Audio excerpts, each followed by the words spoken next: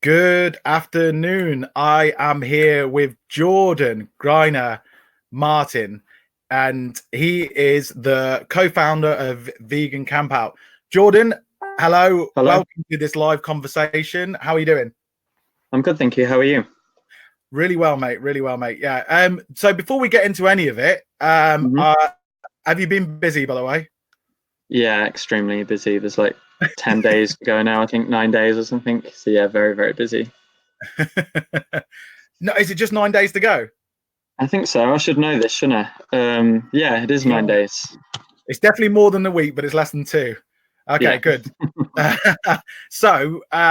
Before we get into any of it, let's just can you just briefly explain to people who are new to it what is Vegan Camp Out?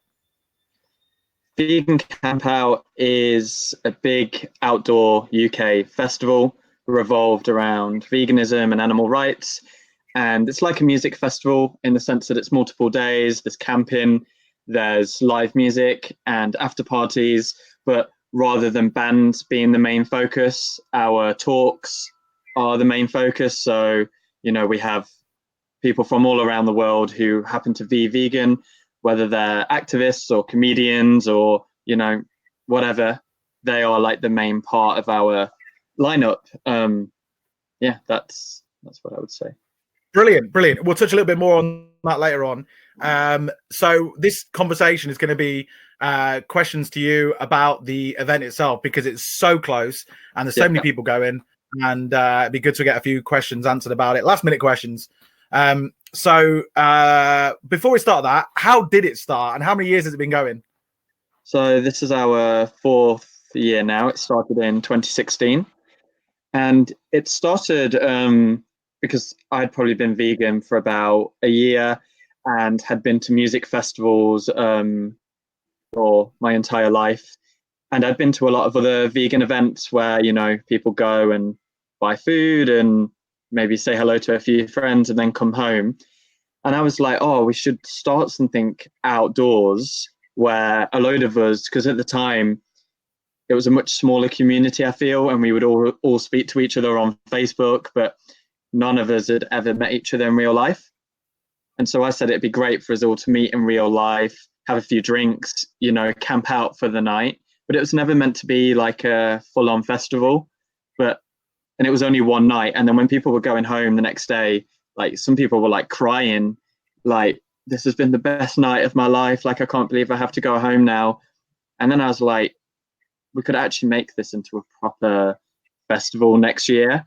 So the first year was about 400 people, and I was like, we could turn this into a capacity of 1,000, and I could, do this full time and be something I really focus on.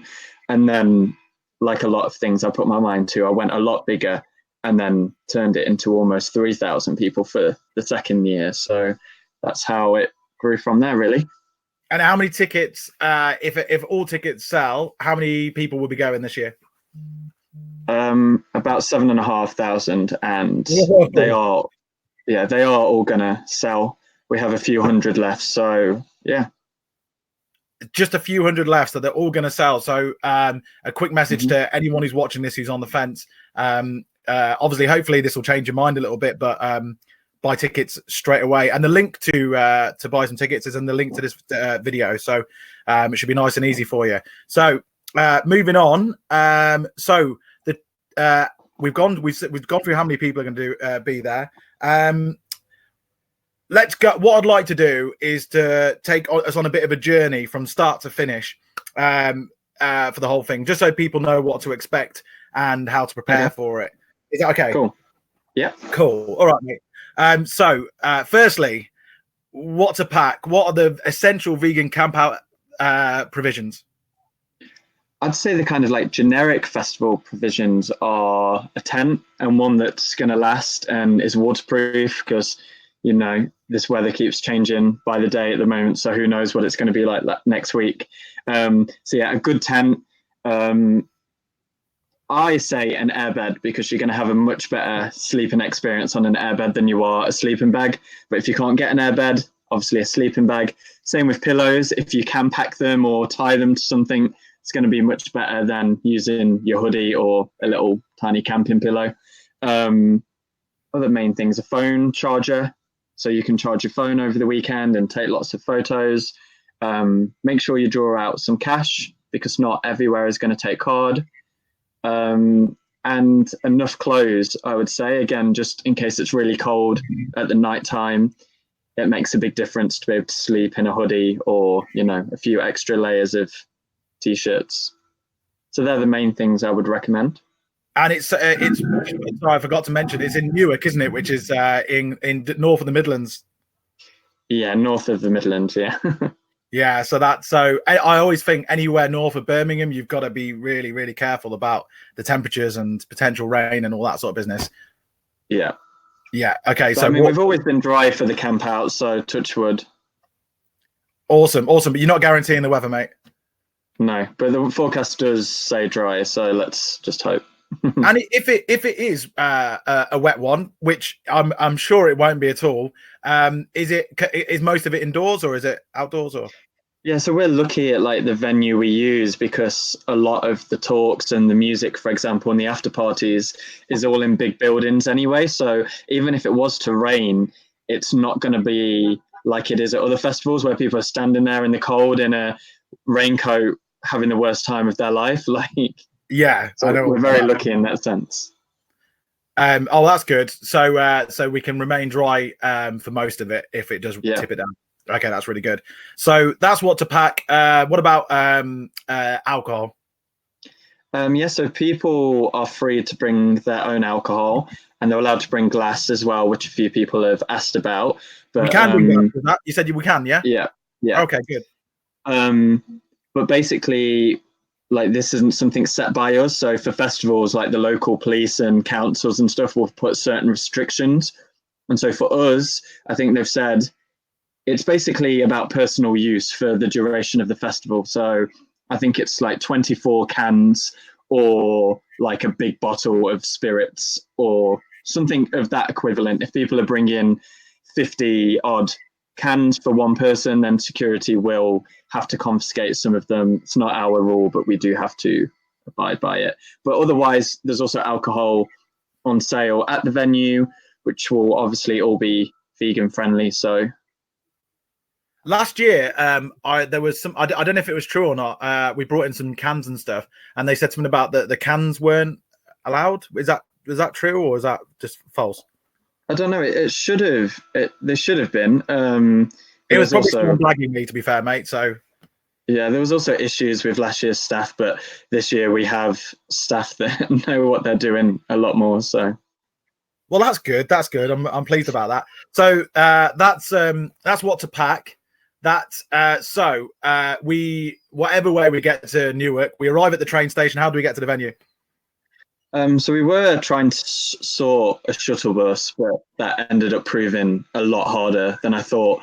After dozens of emails with several places, no one could actually sort what we needed, and for it to actually work where it would have helped people rather than the majority of people still having to get a taxi. So you will have to get a taxi. We've put the phone numbers to the taxi companies on our Facebook page. It's in our FAQs.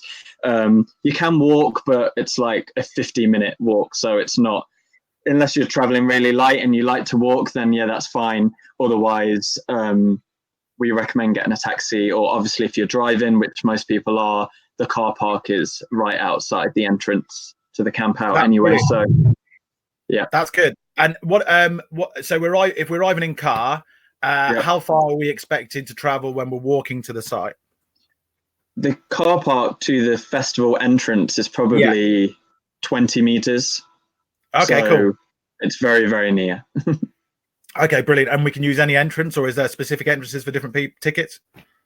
So day tickets and all regular tickets, including disabled people, use the main ticket entrances, and then families use their own entrance because that goes directly into the family camping area, which has lots of things that other people don't have. So it has their own private showers and toilets. It has a bouncy castle, a slide, face painting, all that kind of stuff. So Brilliant. Okay, well, yeah, well, we might touch on that again a little bit later on. So we've gone through. It's a wristband or a ticket, or do you have to show the ticket on your phone? Yeah, so you show the e-ticket on your phone when that comes to your email after you've bought tickets. That will be scanned. You'll be given your wristband and the stage times and the map, so you don't need to print them off beforehand. And yeah, it'll have all the info on the handout that you need to know. Brilliant. And I've got the first question from Janine. What's the earliest time to arrive on that Friday? So the car park opens at 1 o'clock. The actual gates for the festival open at 2 o'clock. That's just to allow to get some cars in off the road to try and decrease any kind of congestion as much as possible. So if you do come at 1, by the time you come out of your car and get in the queue, there's going to be, another half an hour till we open. But yeah, otherwise we open at 2. And the queues can get pretty lengthy, so it's good to arrive a little bit earlier if possible. Yeah. Yeah, like the kind of busiest period will be when we first open between 2 and maybe 5, and then after that, there's probably not going to be a very long wait. Okay, cool. So actually, for people who are arriving after work, it'll probably be less queues anyway. Yeah. Okay, cool. And so that's the time to arrive. Thank you very much for that, Janine. So you've walked into on site and where to camp. I'm let's say hypothetically, I am a little bit noisy at night time. After a few drinks and stuff. Not saying that I am or I'm not. Where should I go? So it's basically split into 3 areas. There's obviously the family, which I've touched on and we can touch on later. Then there's the quiet camping, which is for people that want to avoid what you just said. Then the people that might be up all night blaring music or being a bit rowdy or whatever. And then everyone else can essentially camp where they want. It's to kind of be expected at festivals that you don't know who you're going to camp next to. You might camp next to someone who's really quiet. You might camp next to someone who is partying outside their tent all night. If people are being too noisy and disrespectful, then, we can say something to them, but it is a festival and people are free within reason to stay up and, be hanging in groups. Like I say, if you want to avoid all that, we do have a specialist quiet camping, which will be signposted as quiet camping, which means anyone in there, obviously, come nighttime, isn't to be making noise or playing music or playing the guitar. So. And would you say, regardless, it's worth the quiet campers to be taking earplugs anyway? Yeah, I mean, I always take earplugs to a festival. And if you're not camping in quiet camping, then taking earplugs is still going to help. It's going to get rid of 60-70% of the background noise. The other thing as well, like at other festivals, I'm sure Liam, you've been to a lot, you're going to have the fairground that goes on until 5 a.m, which just has the noisiest